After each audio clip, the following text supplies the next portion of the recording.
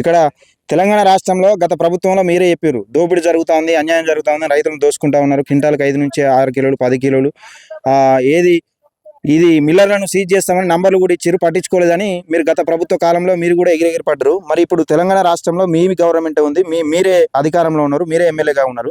ఇక్కడ జరిగేది మొత్తం దోపిడీ జరుగుతూ ఉన్నది.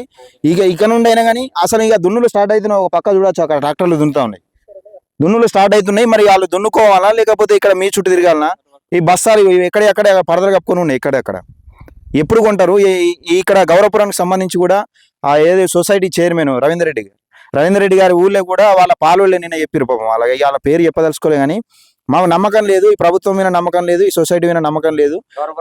గౌరవపురం కాడ వాళ్ళ పాలోళ్ళే నిన్న ఐకేపీ అది ప్రైవేటు వ్యక్తులకు అమ్ముకుంటున్న దృశ్యం చూపించిన నిన్న. ఇది తెలంగాణ రాష్ట్రంలో చొప్పదండి నియోజకవర్గంలో జరుగుతున్నది. ఇక నుండైనా వీళ్ళకు వడ్లు తీసుకున్న వాళ్ళకు సరే 42 అయితే 42 తీసుకుంటామని ఒప్పుకున్నారు కదా, 42తోనే కరెక్ట్ కట్టియండి. దయచేసి రైతులను ఉంచొద్దు. నేను మన ఛానల్ ద్వారా విజ్ఞప్తి చేస్తా ఉన్నాను.